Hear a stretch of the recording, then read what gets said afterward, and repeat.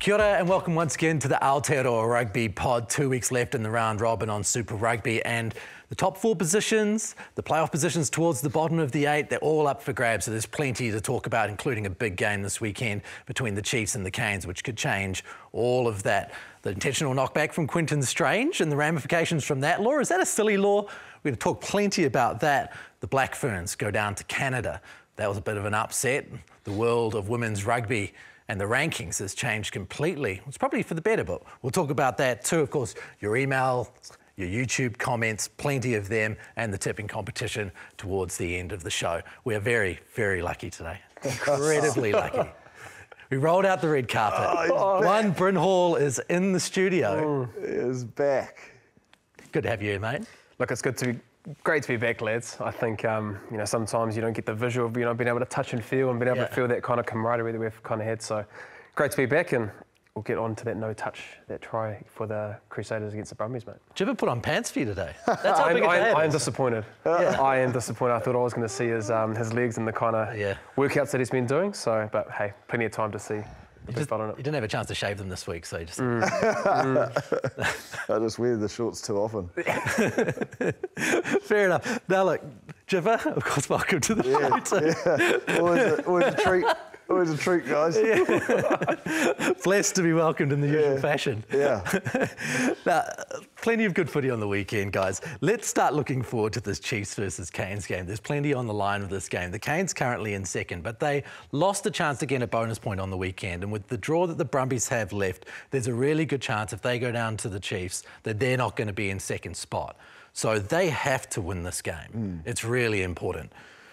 What kind of position do you think, Jip, that the Chiefs are in comparison to the Canes, considering what happened on the weekend with the Chiefs away win and the Canes looking scrappy with a second-string team? What's going to happen this weekend? Well, Chiefs at home as well. And although that game was close against the Rebels, like, you do actually have to tip your cap to the Rebels. They're playing some decent footy. But I think the biggest challenge for the Hurricanes is they've been, and we highlighted their ball play with their forwards a few weeks ago, and that's been their strength, but teams have smartened up a little bit.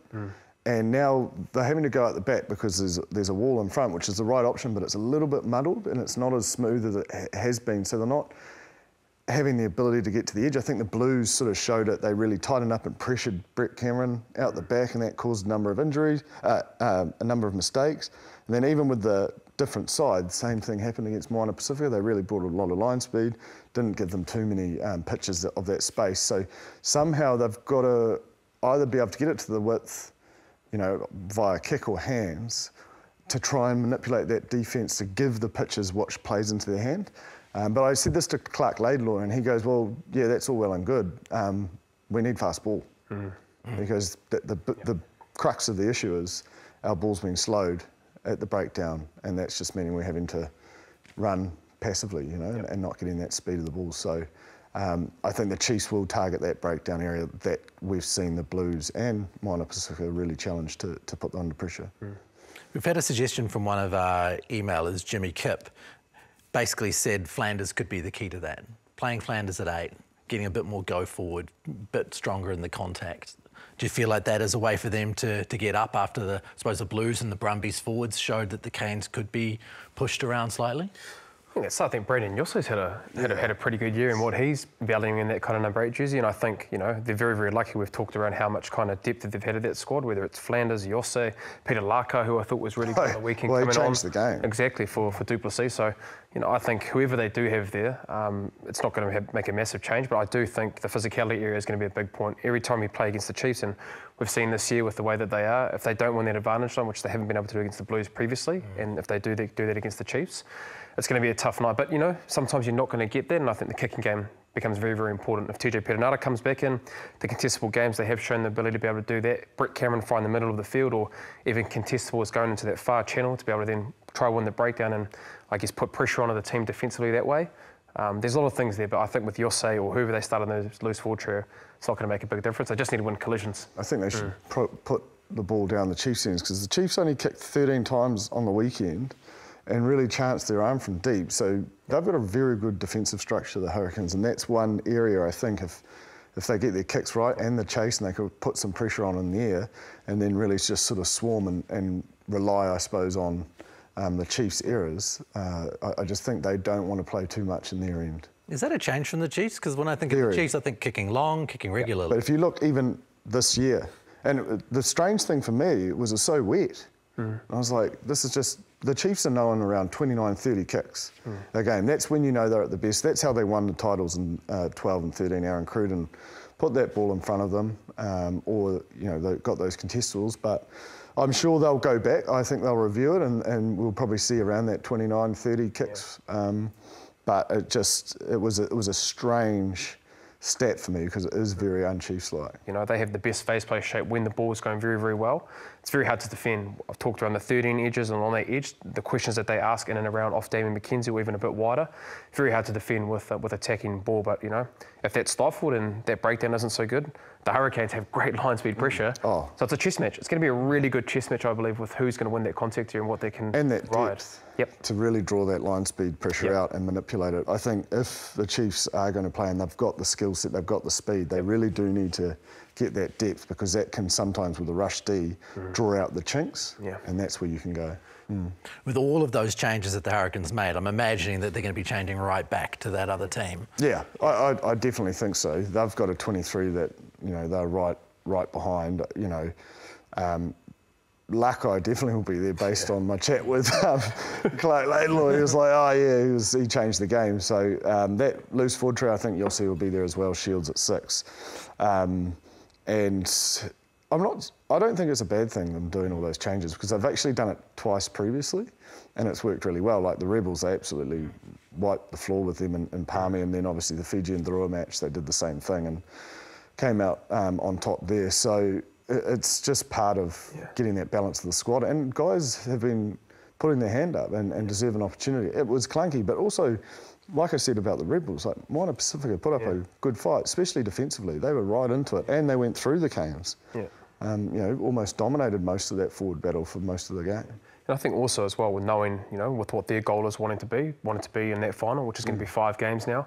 You can't go 5 straight games, especially with derby games coming up right now. So you've got to be able to try and give those guys opportunities to be able to, I guess, let those boys rest, but then also build that kind of currency and that kind of moment for those finals that those boys have experienced playing, and still have that opportunity to maybe think that the coaches, with a good performance here, I might be able to play. And so it keeps your powder dry, and I think it keeps the group pretty motivated, and knowing that you've been given opportunities, and now it's up to the players now, when they are given opportunities, it's time for them to take their opportunities going into a final series.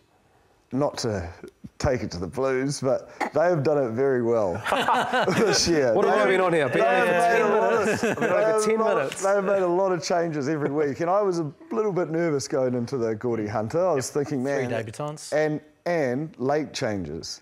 The way they responded, that was an impressive one.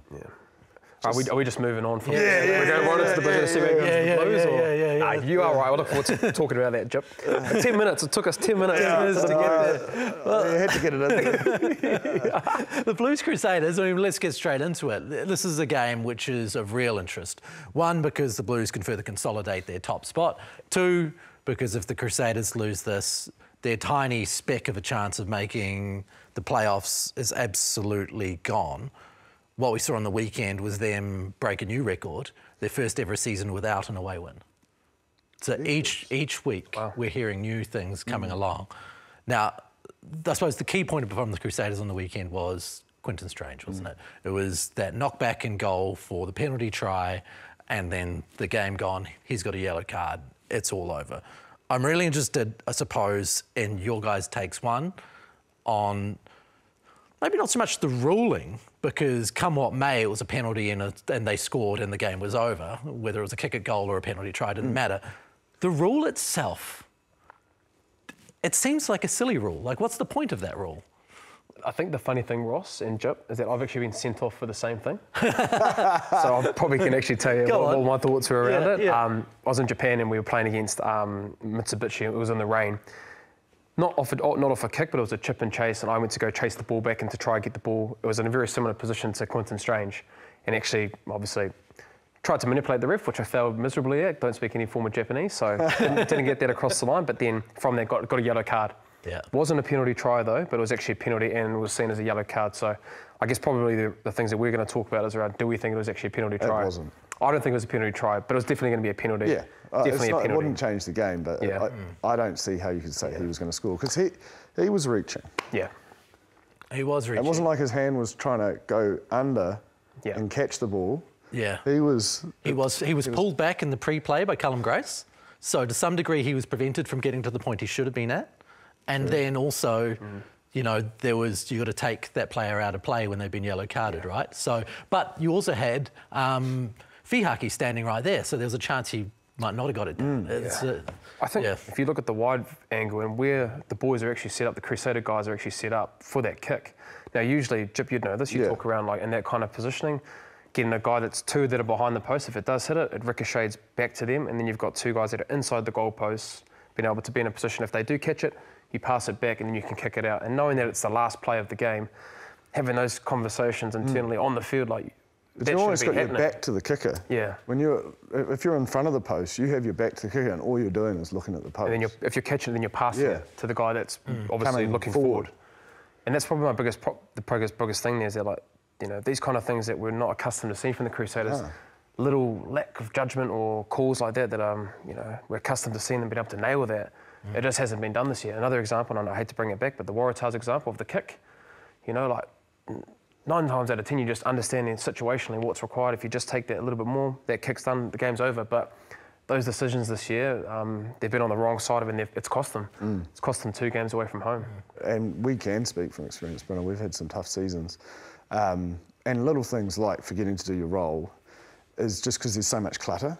Like pressures, I suppose that cognitive capacity is just overflowing with things you're concerned about wanting to change, and then you get more desperate, and then there's more changes, and then you skip over things because you're trying to bring a lot in, and that it just gets, you know, obviously overwhelming. And I would say they've got a system in place. I just think, you know, they were disheartened.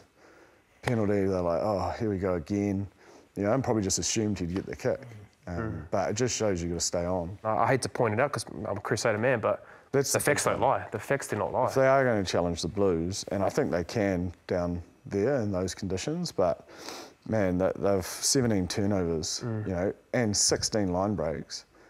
You know, like you'd think they'd capitalise and get the points. Like they created a lot on attack. Yeah, they did. You know, Severu's a freak. I think it's the best rugby I've ever seen him play. Like he's amazing. So they've definitely still got the game there.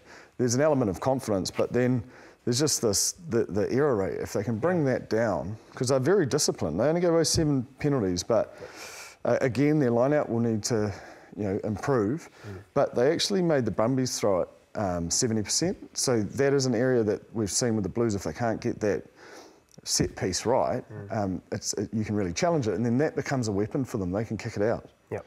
You know, and it was something Sam Whitelock did really, really well to us when I was playing. Is he loved going to lineouts because he just had full confidence that he knew what was going on. He liked to disrupt it, and you know, to the point in my last few years, we were coming up with specific lineouts just for Crusaders game with different calls because he would sit and listen to calls and work it out. You know, so that, and I think they're still got Cullen Grace is very good in this area. Quentin Strange very good at reading this area. So that line out, I think they should be thinking, you know, if there's one area, because the Blues is a very simple game plan. Like I'm going to say it again, 5 offloads for about the 5th week in a row. It's just direct. There's low turnovers. They're 60% gain line. They just get in that 22. They score defensively. They stop. In their 22. That was a lot of changes for the Blues, but it was just normal. Like they've got something special there, what they're building, and the ability to be like the Crusaders from 2017 to 2023 is next man up. You don't even know that someone's changed. I think one thing before we touch on the Blues and how good they are, Chip, is around the one good thing the Crusaders did, I think that could probably bode them well. You talk around line-out, was their scrum dominance against the Brumbies. You know, obviously having Joe Moody back in there, Fletcher Neal had a really good game. Cody Taylor being back in and around that scrummaging area as well. It's going to be massive for them. So line-out, scrum, set piece, be massive for them, and they should take confidence against that Brumbies scrum that they did on the weekend. Absolutely. I mean, it's going to be a similar team. You know, like the Blues and the Brumbies play pretty similar. You know, very direct, limited mistakes, you know, defensively sound. So it's not going to be a lot that needs to change for them. And as I say, 16 clean breaks. Like the Brumbies aren't a bad side. I know I've been into their defensive stats all year, like they've been quite low. They actually tackled at 88%, but they're creating enough now. Yeah. It's just stopping the tries and having that discipline. Yeah. That is a game that would completely tip up the entire competition if the Crusaders came through and did that. But you know the weather that was going to be down there. Yeah, I do. And you know how you guys play. Yep. Like, talk to that, like that kick strategy you used to have with George Bridge. Yep. Like, I think they honestly just need to watch a couple of those games and do that. What would Bryn do? Yeah. What would Bryn do? Not what I would do. But no, I think you are right, definitely, Jip, knowing that what probably is going to happen in Christchurch around the wetness. And I think it's one thing that they've probably gone away this year. Like, in a lot of their games I've seen in the first half, their kicking rate's probably been about 6 or 7. Like, you know, and there must be trends that they're seeing. A lot of breakdowns in their half. Correct. They must be seeing a lot of trends in around they want to hold on to the ball and obviously try and suffocate and being able to build pressure that way. But yeah, I think it is one thing that they're going to possibly do against the Blues if they're not going to win that gain line percentage, which, you know, it could be a thing, or whether their set piece or their attack's not going well. Going to that box kick we had with Noah Hoth and Mitchell Drummond, even Elvis Fergus Burke kicking to the far contestable, and then being able to go through, because off that then the Blues then have to be able to attack with a 13-man line, 2 in the backfield, and you know, then they go into another contestable, which the Blues are doing really well. Potential knock-ons, you know, like, and the weather with the dew, whether it's raining or not, it's tough when Christchurch this time of year around, you know, claiming those high balls. What the Blues are doing really well, that even if, you know, the Crusaders get that right and the conditions are a little bit wet, the game that they have, Jip, I just think it wins anywhere. So simple. It's simple, in the forward pack this year, I've talked about it a lot, you've talked about it a lot, but the way that they're winning games, it's simple. They just all look like they're on the same It's so simple, man. And like the big men and the big bodies that they have, they're just winning collisions. They're going to set piece more. Then when they get into that 22, they just bully teams. On the weekend, they literally, I think they just physically dominated the Highlanders. And then we haven't even touched on their defence. You know, the Highlanders had in the I think it was after 60 minutes, they were in that 22 area 7 times. Only one time that they came away with points. 14%. What numbers do you talk about, Jip? Yeah, mate, you want to be 60, sort of 70? 60. If we use the Crusaders era as an example, you guys were around 70%, which is pretty efficient. So it's going to be a very tough task. I know it's in Christchurch, and you know, hopefully they can get a win. But you know, again, the forward pack's really going to step up. We'll see what happens in the picks later on. We'll see what happens in the picks later on. I won't be changing, mate. I won't be changing. You'll be sticking with the Absolutely. Crusaders. Come on. Well, you know, outside of that, you've been doing awesome this year in the tipping comp. Outside of that, you've been going great. Now, the other game that's really interesting in this weekend is the Drua versus the Landers. Now, we probably haven't given the Landers as much love in the last few weeks because there's been so many other things going on. They're sitting 7th, the Drua are sitting 8th. I think the Landers are on 23, Drua on 21. The Landers have got the Drua and the Canes to go, and the Drua have got the Landers and the Rebels to go. So neither have got an easy road home. Whoever wins this game is most likely going to finish 7th. The Drua have been atrocious away from home, highlighted by that force. They get back against the Reds and they look great again. Which Drua team turns up under the roof in Dunedin? Do they have a chance of tipping up the Landers, or are the Landers going to be 7th spot? I think it's hard to be able to say that they're favourites or going to have a really good chance to winning that. Now, we know with what they're capable of, and we think that that's going to come away, and you know, it's going to go from Fiji to anywhere that they go in around Australasia. But I don't see it happening. How can you say it? What's their success rate over the last 2 years being away from home? 4%. Well, there you go. So, Yeah. I think they've had one win against Moana Pacifica last year. Well, how do you end up being so Jekyll and Hyde, Jip? I don't know. There is a temperature and climate aspect, I do believe. Like they're very comfortable in their own conditions and they, you know, dominate sides, but also sides struggle over there. So there is that is a part, but it's like statistically they're so different as well. Like it's an actual like flip, and I just can't get it. Like if they do 14 pens, let's look at the Highlanders, right? Against the Crusaders, scored less tries, won, because Miller will kick it from anywhere. 14 penalties, you know, the week before it's 17. Like, that is a hell of a lot of penalties. And if you just, like, the Highlanders will take the points. The biggest challenge for the Highlanders, though, is these guys play like the Blues. Like, they're physical. They come straight at you. And what they would have seen out of that Blues game is there's a way through the Highlanders' defence. And then I suppose similar to the Crusaders game for the Highlanders, a lot of opportunities inside the 22, but the conversion rate's just not there. Like their attack needs a little bit of jazz. It's like you need a Jonah Nareki back, or I don't know, something off the ball, bodies in motion. I know they're cliches, but at the moment, defence, it's just too easy to read. There's no sort of hesitation in the defence whenever they play because you know sort of what's happening. There's probably one thing that I did enjoy watching the Highlanders, Jip, and I feel sorry for my old mate Angus Tarvell, but that special that they did. Oh yeah, that was very nice. Like, those are the things that we talked about with Tony Brown and, bringing something different. If you're not getting into that 22-metre zone with your face play, you shouldn't be able to score points. I took some real confidence seeing that they're specials. So, but again, like you said, if you're running at a 14% after 16 minutes being in there against, even if it is Fiji and Drua, you've got to take your opportunities when you're there. So, but I think that's a good example that the Maul try and they cut and Tawhatapa Nawai went through. I think the more, like you use Sevo Reese as an example, if Tawhatapa Nawai can just hover around that breakdown and work off Folau Whakatava, he threw that great dummy and I know he didn't finish it off, but he created a lot of options. Cam Miller's a territory-based player. He's probably not like that flat player like a Lima Sopawanga or maybe AJ Faleafanga. So play to their strengths, like almost run the game off 9. A little bit how TJ Perenara does it. He's really good at controlling and knowing when to run or when to get guys involved or when to, give that early service. I think Folau is a sort of key cog that can ignite their attack. People got to come with him. Like that dummy when he went through, someone should have, a winger should have probably been hovering around there and been on his shoulder, try. So it's those little things that they've got to be able to take advantage of. And play to your strengths. Cam Miller, great tactical kicker, great penalty kicker, beauty. Folau Whakatava, great attacker. Okay, let's centralise our attack around him. It sounds like a game that actually is a pretty tough one to call, maybe in some ways, if the Drua show up the way that we know they can. If the Drua show up, if you look at it, it'll be tight because of the penalties. If they play as they did last week, it'll be tight because of the penalties. But if they play as they did, they will dominate collisions, which will eventually lead to tries. It's their discipline, like, as I said, the Blues 5 offloads, it's their discipline to be patient. Like, the Blues just wear you down, whereas Fiji and Drua like to just chance their arm a little bit. Can they pocket that, learn from what the Blues did and come away with an away win? Yes. You've got to know Mick Byrne's going to do his work. Probably don't want to finish 8th.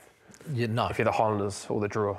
It's a big game this week for them. Yeah, and look, you're in a lot of trouble all round, really. When you look at the split in this competition with the Blues, the Hurricanes, the Brumbies and the Chiefs, they are considerably better than the next 4. I think the Brumbies are sitting well to maybe finish second. Definitely. With the finish, they have the 2 Australian teams, right? Oh, mate, they could still finish first. Like, that Chiefs derby for the Blues next week is not going to... That's not a walkover. And that's where losing the bonus point against Moana Pacifica and not playing your top team could cost them. That's, and when you think back about that, I suppose you've got to... if you're going to get 3 weeks into a postseason... and play the same team 5 weeks in a row, you're talking about World Cup territory kind of stuff here, aren't you? Do you have the faith that your second team is going to deliver a bonus point win that could allow you a home semi-final? I think it's fair. Like, it's obviously, what does Matt Duffy always say? Captain Hindsight, greatest superhero in the world.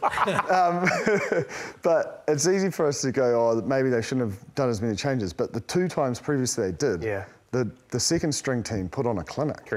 Absolutely pasted team. So you can see why they had confidence to go to it. I still stress, I think that was one of Moana Pacifica's best games. Yeah, I agree. Especially defensively and at the breakdown. One of the things that was interesting on the weekend, the Hurricanes were guilty of it, I think Moana Pacifica were guilty of it, there were plenty of teams guilty of it, charge downs. The halfbacks and the 10s constantly getting charged down. They weren't being protected in any way across a number of games. Bryn, you've obviously been in that position in your time. What is the key to allowing your kicker to get that exit that allows your team to move on from, a kick reception or whatever it might be to get the game back going? I think there's obviously 2 different ways. There's obviously the kick-off, but I think the 2 examples that we're probably going to use is off 9. So you obviously want to be going forward, but I think the caterpillar, and especially this day and age with the 5 seconds law, it's really important to get that done really, really quickly and set up really, really quickly. And I know teams now will be doing... It's rushed, we'll be doing micros. Guys aren't set. So normal spots. The teams that do it really, really well, their position to get in that position is really, really fast. So then obviously the transfer back is really fast, and then in turn you've got time to kick. But then if you're getting rushed and you're hearing 5, 4, 3, 2, the kick's really, really hard to do.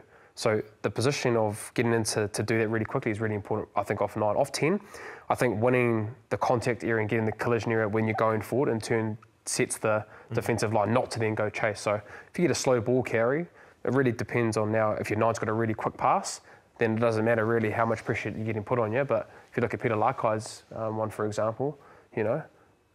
A lot of work goes into it though, doesn't it? Like, it does. You'd be surprised how much work goes into charge downs. Like, yeah. protecting your kicker, but also knowing where to go. So, you know, everything's analysed. The kicker's, you know, trajectory. You know, I think, you know, if you look at David Havili, he kicks quite low, so teams try to get right in that sort of kick space, and then how many steps does he take this way, or, you know, can he, you know, go off his left? The teams that have done it really well, and I do think the Chiefs have done this previously. The Blues have done it when Beauden and Stevie and Zahn. Zahn actually. So when Stevie and Zahn, or Beauden and Stevie, it didn't matter. If there was pressure, they had a bailout. You know, which is a left footer. I think we've seen Etili Nanai Satoru kick for the Chiefs. So there's always going to be this kick pressure, and you've got to be really careful you don't change your line too much and get penalised by blocking. So if you're not set, having that bailout option is a really critical aspect. And I think if you look at all the teams that have been charged down, there is no bailout option. So it creates more pressure if you're not protected. And if you see that as well, if you're seeing that in the preview, when you've got two options, then you actually might think, which one's going to kick? So that might be all it takes to be able to say, like, that's one guy that's not going to go, or two guys that aren't going to go. And even if you do have that bail option, you can kick the ball. And then you've got to have the ability in the comms from out wide to potentially overcall a kick, because there's opportunity, and I suppose that's what the Chiefs were hearing the other night.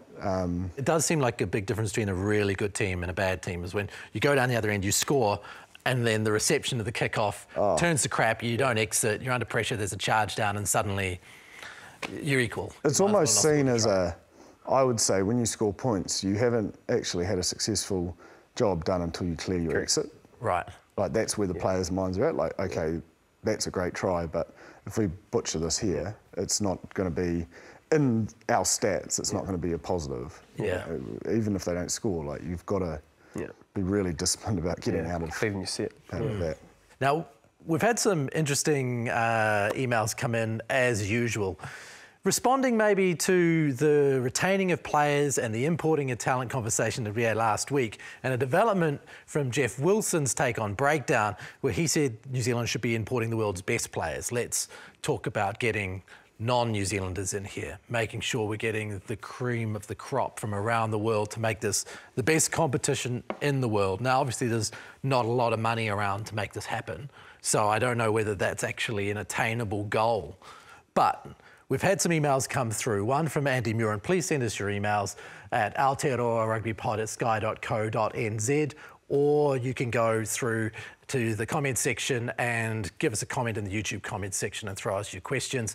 The best question of the week will get the Players Sport Ball. Now, Andy Muir sent us an email, and he had a bit of a solution. Money is obviously a big factor, and we can't compete directly with the big salaries being offered. But what about with apparel? Essentially, he says, let's put names on the back of jerseys, let's sell the jerseys at that point, give the players whose names are being sold a cut of those jerseys, and if they're big superstars, the chances are they're going to be the ones that sell. That's how we make sure we can get big superstars to come here. Seems like a pretty good idea. He also suggests it could be a good way of helping families, for instance, you know, of players who've passed away, to sell their throwback jerseys, you know, whether it's got a Lawaki or a Lomu or whatever it is on it, to help with their legacy as well. What do you think? Probably a good future. I know they do it in the NCAA for college football. With the if you look at American sport, it's big. I don't know if we'd ever reach the numbers to make that much. And there's already provisions in the collective to do it. I think it's an 80-20 split. So 80% of whatever's made will go to the player, 20% to the club, whoever sold it. So, yeah, I think we're going to see more and more names on jersey as we sort of progress into this next, I suppose, generation of professional footy. But it's not, I don't know if it would ever be to the heights of NFL or NBA singlets that sell like that. Man, they sell. I reckon if they went retro, jerseys would go well. I think we've seen that with Classic. Like they're popular. It would be awesome if even Canterbury. I know they wouldn't be able to use the logo, but from those old school Super 12 jerseys would just. I reckon they'd. You look at all those old school league jerseys. I think it's called Peter Wynn over in Parramatta. He sells thousands of them. Yeah, because I think if you look hundreds of thousands. If you look at like the heritage, I've loved seeing the heritage. Yeah, I just it's think such a great. cool thing that they did. Classic did. But I think also if you had the ability to have like a Marshall or a Spencer or a Mertens or McCaw or whoever the old players might have been, I know I would buy one. I'd buy a Marshall. Well, you might buy jersey. multiple. Exactly. You know what I mean? Like you might have the whole backline. You know, Marshall, Mertens, Matson, Caleb Ralph. Whatever it is. Liam McDonald. Get it out. But we talk about being initiative and having initiative.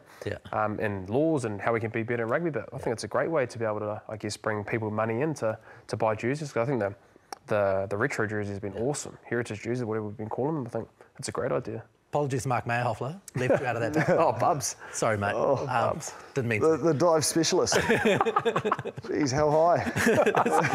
Such a Nearly good hit the crossbar. But it just makes sense, doesn't it? It makes a lot of sense. It does. And I'm not trying to be Captain Negative. Yeah. I just don't know how much money, but I don't think that probably needs to be the reason not to do it, because I think what we're looking for is fan engagement 100%. and that connection to those old school jerseys. As I say, in the NRL, not saying it's better, I'm just saying that they sell a lot of old school jerseys on that basis. So and internationally, you would sell jerseys to people who don't support a team. Like, that in France, they might not have been supporting the Crusaders, but they would have had a Carter or a McCaw jersey walking around. And suddenly you've got a couple of thousand of those sold in France and a bunch of money come in the door. Yeah. It just makes sense. It does. Oh, it does. I think, well, when I took my daughter to All Blacks Experience, you can get it done there. Like, they steam it on or something. Yeah. Choose a number and a name. Passes, so you could put number 2. You could put Lomu. If you wanted, I'm sure. All the shops do it. You get along to Player Sports, they'll do it for you. But how good do they? Yeah. But it's just not in front of you. Like when you walk into an NBA store, you walk in to see a Lionel Messi jersey. Well, it's in front of you. You look at now, like Michael Jordan, how long he's been retired. Whenever you see a Bulls jersey 23, you just know that's associated with Michael Jordan. And I want to buy that jersey because it's Michael Jordan. Yeah. You know what I mean? If you go to an Adidas store, whether whatever country, you need a mortgage to get a Jordan one. But you see Lomu, you're like, oh man, Jonah Lomu, I'm going to buy that. Yeah. So I'm going to buy the whole set. I'm going to have the counties jersey too. That's it. Going to have them all. Yeah, but see those NPC teams. I think it was all Paladin did those old school jerseys. County's got one, Harbour's got one. I see them everywhere. People love it. So I'll probably just go get that counties Lomu jersey with the 11 on the back. Get it done. It's huge. It'd be huge. But Angie, Player Sports Ball, coming to you, mate. Thank you for your question. And if you want to play a sports ball, send us an email, aotearoa@sky.co.nz, and we'll flick one out to you. Make sure you say where you're from. Flick us an email. Get onto the comments section and a ball could be coming your way. So thank you very much, Player Sports, for that. This is a bit more of an interesting take on how we can spice things up and create a bit more interest across the board. Not that the competition isn't great. It's a great competition, Super Rugby, this year. Domestic trophies. Should we have a Ranfurly Shield equivalent within Super Rugby, where you're playing for that shield, you've got to beat the team at home? Just so one-off games, those little games that, in the middle of the season don't necessarily feel like they mean a lot, could mean a lot more because you've got a trophy of that Ranfurly Shield ilk. And for people who don't follow New Zealand rugby, the Ranfurly Shield, obviously, if you hold it, you defend it in your home games, and then if you take it away, those teams defend it in their home games. Yeah. It'll take a while to have the power of the Ranfurly Shield because the history element of that is, and just the look of it, that's what makes it so strong. But I think if you were the sooner you start it, the better, because then that's when you can sort of create that sort of long-term history. But it's a great idea. And Shield games are always packed because it's a Shield game. So in terms of getting people to the ground or eyes on the TV, it seems a little bit like a no-brainer now that you've said it. Not that I've ever thought about it. And the parades through the small towns that you see, Ranfurly Shield, all that stuff that brings the community together, it would be awesome. Yeah. Definitely. Why not just take it to Ranfurly Shield? No. I knew that was going to get. Just throw it out there for you. But I think another example of that, if you look at New Zealand schoolboy rugby, the Mauriska Cup. The Mauriska Cup. How much pride and prestige. I never had, I don't know, you might have been a bit different. I never had the chance to play for it, but it was always talked about at schoolboy level and getting the opportunity to win it. You know, you have lifelong memories with your mates, and you know, if that can be in turn done to Super Rugby, whether that's just through tribalism of being in New Zealand and We just could New call Zealand. it the Aotearoa Rugby Pod Trophy. Perfect. Since we've created There it. we go. Yeah. Right there. Some commercial Opportunity. There's an opportunity right there. We'll call it that. We'll present it to. Do we get our mugs? Oh, sorry. I mean, Barefoot, St Thompson, Aotearoa Rugby Pod. This is getting out of control. That's what it costs on there. I know. Oh, nice boy. Actually, well, We've got the upgrade. We'll throw it out there. If you've got an idea for what this trophy could be called, if you want to name it after someone in particular, there's Great got to idea. be some great players that we can name it after who contributed a lot along the way. I'm going to need a week to ponder on that. Yeah. Chuck another one up. Who would you do after Super Rugby in New Zealand? Who would you name it after? Yeah. That's Yeah. what I Who would? think. Yeah. Didn't we just ask that? Yeah, I know, but like, maybe chuck another question to our viewers. Yeah. I don't know if you actually chucked them out. I wasn't listening. Super Rugby Trophy should be named after somebody. Who knows? Well, now we're opening up a One of the absolute greats, coach or player, I presume. Get it out there and see what that trophy. It would be great if it had a name on it. Yeah. It would be absolutely great, you know. The way that the NRL trophy has got the two guys in Feeling it. like, you know, you want to sort of go for a classic legend like McCaw or, you know, like Meads, you know, like that. But then it's like, are we going to?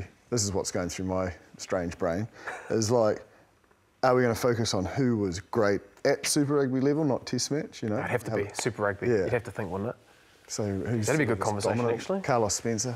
Of course, the Crusaders, you know, probably have the biggest chance of having it named after one of them. What do you reckon? Well, you'd have to think Razor would be in there, wouldn't he? If you're talking about Well, how about many coaches. has he had?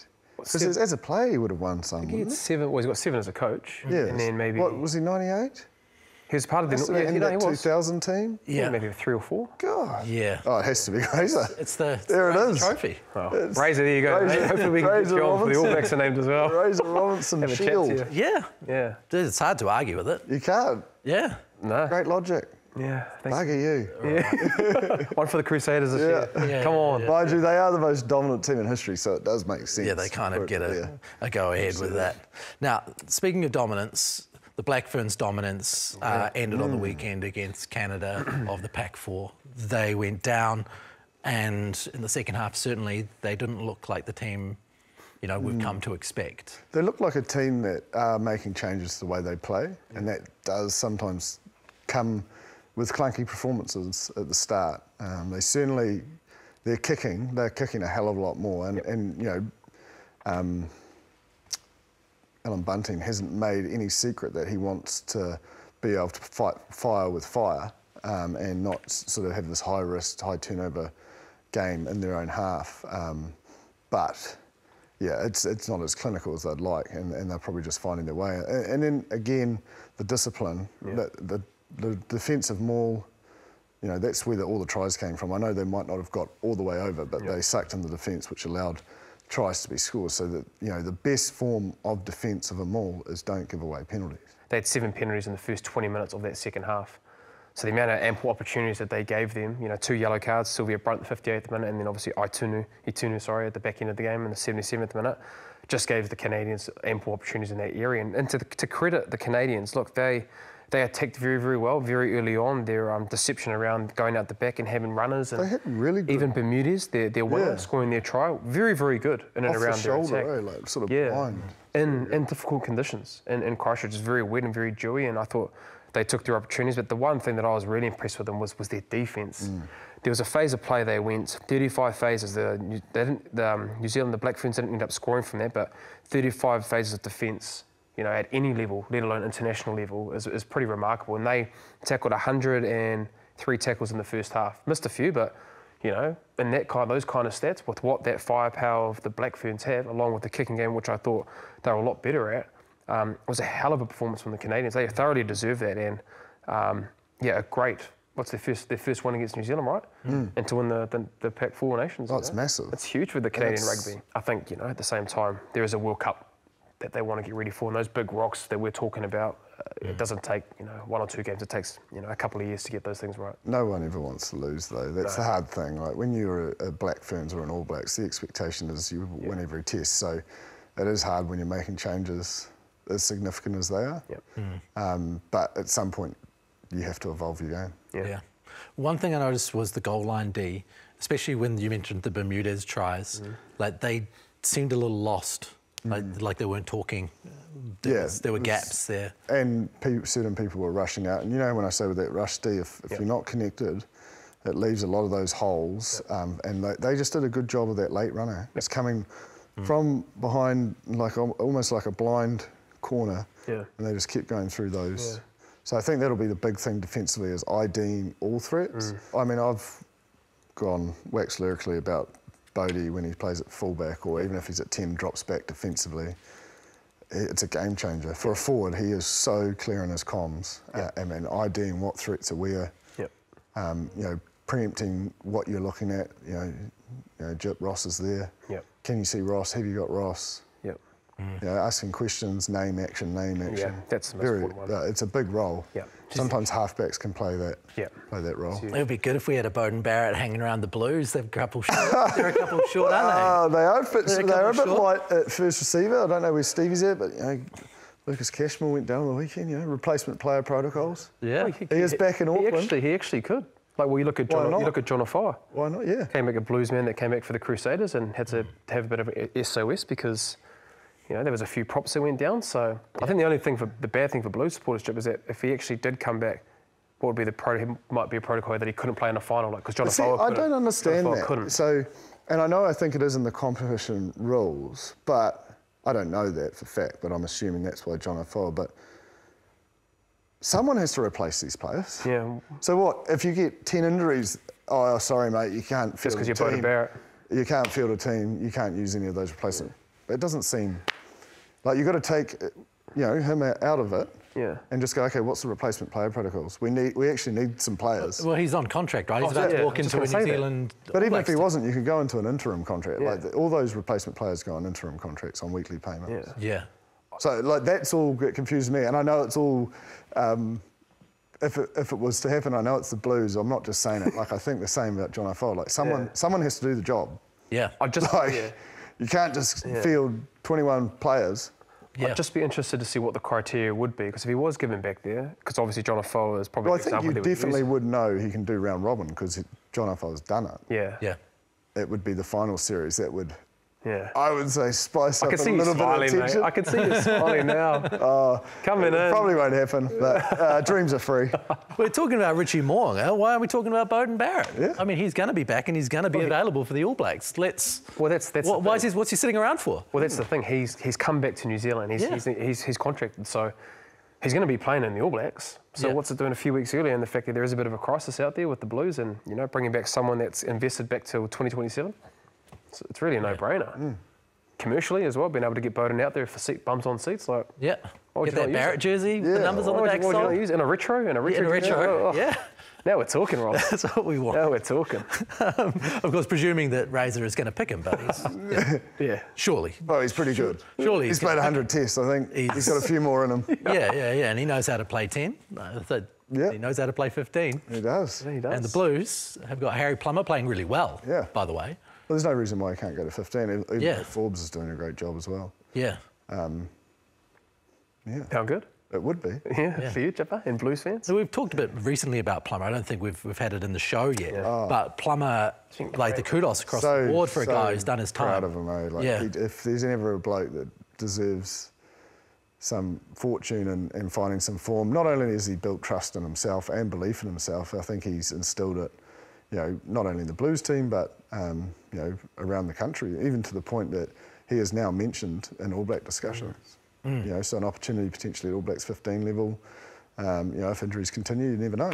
And he just looks like he's decluttered, and he's just playing on instinct, preparing well, looking after his body. Very, like, we interviewed him after the Hurricanes game, just very measured in his comments, you know, not getting too carried away, you know, sort of talking about the team, and, you know, even when we tried to drill him on the individual performance, he was like, yeah, well, can only do it with the players around me, you know, so, like, he just seems in a good space, real good space, and he deserves it. The kid works hard. He's done the time. Yeah, but this is the thing, like, if you look at, I'm sure, I don't want to tell a story twice, but... Tell it. Okay. There's something around the quarterbacks that get picked first and they go to a team where they can sit behind an experienced guy, they call it sit, like it's sit for 2 seasons or 1, go on to be almost Hall of Famers, like 9 times out of 10. Pat Mahomes. And I don't think it's any different for rugby teams. You know, if you look at Simon Hickey, Gareth Anscombe, like throwing straight in there, they'd be #1 picks. You know, everyone wanted them, and they just didn't get their time or opportunity to, how do I put it, just understand that level of rugby. And so, like Richie got to sit behind Dan and then look at that. It's just every time that experience of just being at training, understanding what a pro looks like is massive. Well, look at, you know, probably for us as well, you know, you had Kevy, obviously, that was that you learned. Oh, massive, and Tom McCartney. Myself, like when I was first with Pity Weep and what he brought, and the 2 years that I spent with him, even though, you know, I didn't play my first year, but that first year, asking the questions, you know, what are you doing in this situation? What does it all look like? The game management side, which is so big for a 9 and 10 Ross, like it takes at least, you know, 3 to 4 years to try and get at least an understanding of what you should do. And I think it's how it's framed so the kid isn't rushing. Yeah. You know, so often, and with the challenge of league and, you know, this race for talent for New Zealand rugby and the clubs and PUs and NRL clubs and so forth, it's hard to not race to sign it up, but also control the expectation and giving them the opportunity to actually peak when they need to peak. Not forego the 25, 26-year-old that's probably ready to play super in place of an 18-year-old and then throwing them out there and going, oh, well, good luck. Well, we might as well use this to get into the tipping comp, right? Like, in the end, let's do it. The tipping comp, go to tipping.super.rugby. We've got 398 people in the comp at the moment, all baying for that top spot, which gets you a spot on the show at the end of the day. Big Boys is up front. Blues is number 2. The guy who was Blues, you know, asked for a shout out on the comments section. So there you go, Blues. You're right in the running, mate. Good on you, mate. Yeah. Let's start with the Blues versus Crusaders then. It's the Saturday game, but let's start there. I can't say what I've said and not pick the Blues. Yeah. Even though I do think, and maybe I'm just getting anxious as it's coming towards finals time, but it's just like, oh, flying down to Christchurch does, you know, like it's just, you just never can go down there and just think you're going to do it easily. But I mean, in terms of form, in terms of the player depth, they have to win this. And I think they have to do it to send a message to say, that you're going to have to come to Eden Parks, you know, 3 times. Yeah. And finish that top spot. It's a bit harder for you. Yeah. Brenton, you got 44 points. That's 12 points off 56, which is the top guy. Yep. If you change that for 10 picks against the Crusaders, you'd be in the running to win this whole thing. Where are you picking this weekend? Oh, look, I think Jip has been very similar to myself in the past over years around, you know, having opportunities. And I think, look, Don't put light on me. I think with, you know, being down south, and I think, you know, being... You got your Hall of Fame thing. You won't be welcome in if you don't pick them. Oh, yeah. It is. Friday night, right? Friday night. We're all together. It's going to be a great night to actually see who's going to be inducted into that Hall of Fame. So many great players. But I'm picking the Crusaders, obviously. Yeah. And there's a few things that I think possibly that'll happen. The line-out that you talked about, Jip, whether Scott Barrett is going to be big. I think he's going to be big. Like, are you going in? Going to down the environment? Yeah. Before, you got to talk about that kick strap. So, like Bridgie and I, what Bridgie and I did, right? Noah, right?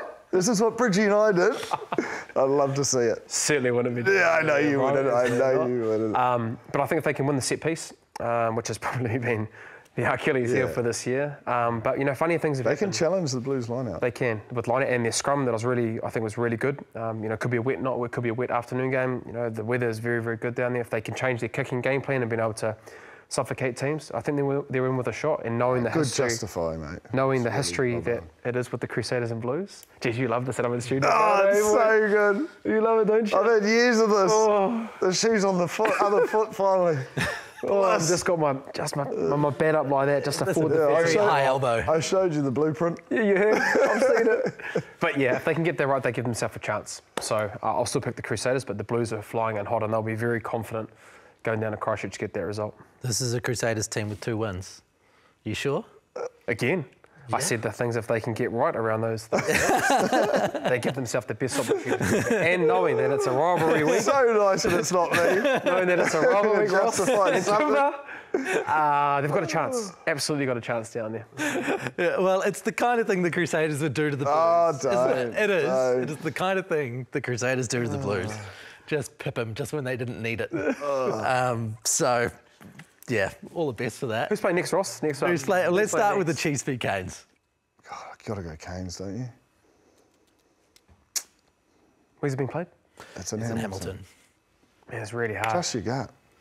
Yeah, look, I will go Chiefs. Just knowing, you know, I know it's a different year and it's a different time, but God, it's going to be a good game. just knowing what they are and how they are in these kind of games and coming to that final series, they've kind of flown under the radar. Like, I know. I remember my last year that I was here, because obviously the Blues having a really good season and conversations with other teams as well, we just kind of flew under the radar and we kind of liked that. When it's 50-50, go the home team in the New Zealand derby. Yeah, I know. That's been my problem all year. Yeah, that's fair.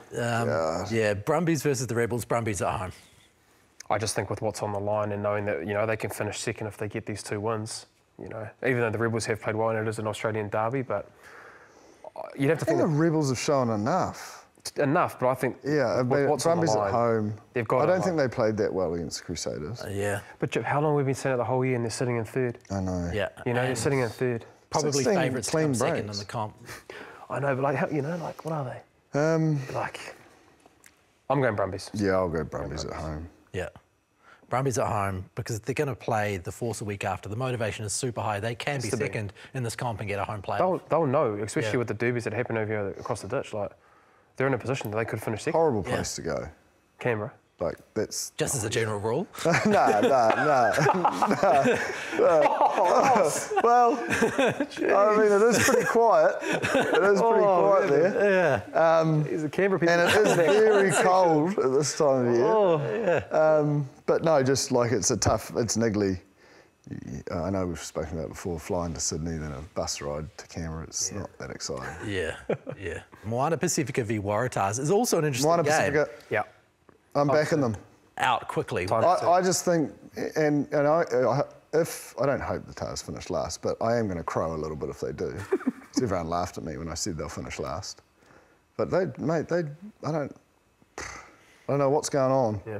They've got so many good players. Man, I think a few Wallabies are going to miss this. Like Joe Schmidt's not going to muck around. You'll see a lot of Rebels, I reckon. Yeah. A lot more Rebels. Yeah. Yeah. Well, that's it. That'll put the They cap could be up. in Tars jerseys next year, though. Couldn't they? Yeah, So- that's exactly it. That's exactly it. Right, the Reds against the Force. We've seen the Reds lose to Moana Pacifica. We've seen the Reds lose to the Drua. They just We've haven't seen travelled the well, Reds the lose to Force. teams No. below them on the table. The Force bet the Reds I mean, close to the Highlanders, though. in Perth.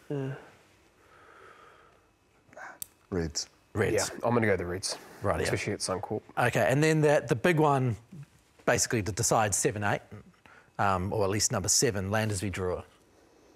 Just going to have to go Landers just based on discipline Yeah. and Yeah. Cam Miller's ability to kick. Yeah, and I think with the way that the Drua travel, I think that's a big factor. If it's in Lautoka, I'd love to see them win on the road. Not against the Landers because it's a New Zealand team, obviously, but Yeah. something's got to give. Yeah. Yeah. Man, if they can learn to win on the road, Yeah. they'd be top 4. Yeah. Yep. Yep. Imagine going there for a semi. Oh, that's, Oh, no thanks. yeah. We Yeah. talked about that, though. I We know, talked about but if they- could- that's where they could should find it. be. Yep, they should Yeah. They got the players. Yeah, They got the game plan. They got the coach. They got everything. yeah. But They just want to take that field everywhere be. in those Yep. conditions. yeah, absolutely. Okay, well, that's the end of the show, Bryn. Thank you very much for coming in. Good to be It's here. so good how to see you in the good. flesh. Good to be here. Oh, good. Yeah, Unreal. yeah. Yep. Oh, it's going to be a good game this weekend. Expect the WhatsApp group to light up. Oh, yeah. I lit up against that Brumbies game. Chipper was like, sorry. I'm actually not watching it right now. Okay, Chipper, thank you. Cheers. And thank you all for joining us on the show. Of course, remember, send us an email, aotearoarugbypod@sky.co.nz. Send us a comment in the YouTube comments section. Really appreciate you watching the show with us. You can catch it on all of Sky's platforms, on Rugby Pass as well as an audio pod. We'll catch you again next week. Mā te wā.